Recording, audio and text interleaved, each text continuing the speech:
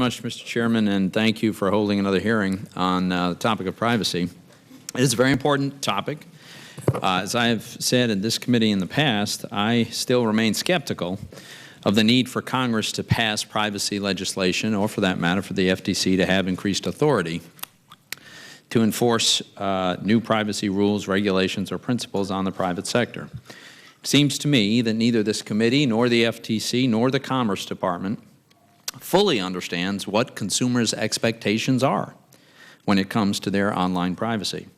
Consumer expectations of privacy can vary based on the particular application they're using or by the general privacy preference of any given individual consumer. It's important that companies have maximum flexibility to work with their customers to ensure their customers' needs and preferences are met, and that the application or service functions as consumers expect. As the recent FTC report correctly points out, companies are already currently competing on privacy and are promoting services as having stronger privacy protections than what is being offered by marketplace rivals, for instance. This is a sign of a healthy, functioning, and competitive market. This type of competition is something that we should be encouraging.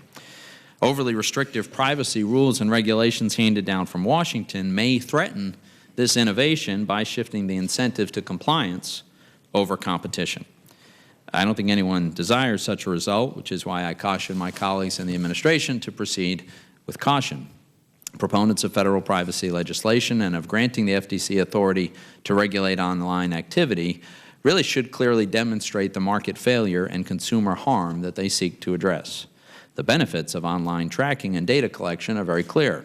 Facebook is free, Gmail is free, Google Maps is free. There are thousands of mobile device applications that are free.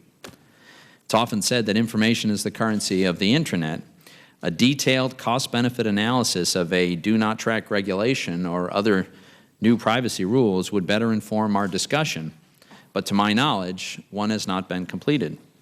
We need to fully understand the impact these proposals will have on the marketplace and the many online services consumers have come to expect for free or at a minimal cost. Less information available is very likely to result in fewer free online services and an increase in paywalls. I think it's irresponsible for the federal government to require companies to radically alter a successful business model that's provided many consumer benefits without knowing all the facts first. I also question whether specific consumer harms currently occurring in the marketplace cannot be addressed under the FTC's current statutory authority. Section 5 of the FTC Act grants the Commission broad authority to investigate unfair or deceptive acts or practices, and the Commission has brought enforcement actions using this authority. In fact, the Commission highlights a number of these enforcement actions in the beginning of its recently released report.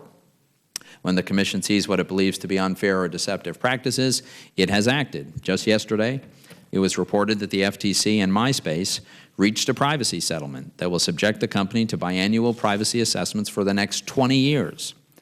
In addition, Google and Facebook recently entered into consent decrees that subject the companies to outside audits for 2 decades.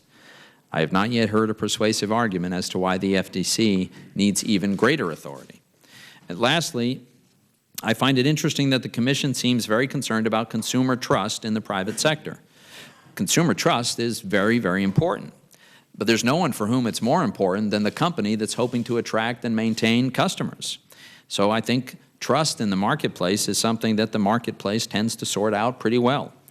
Companies in all sectors of the economy have a powerful interest in building a strong, trusting relationship with their customers. If consumers don't trust company A, they quickly flee to company B. In the online space, this incentive is even stronger. The Internet has made leaving one company or service provider for another very easy, can often be done at little or no cost. As one major online company likes to say, the Internet is where, quote, competition is one click away, end quote.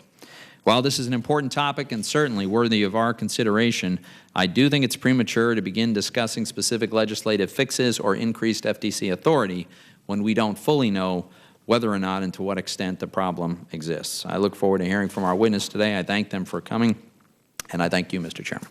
Thank you very much, Senator Toomey, and I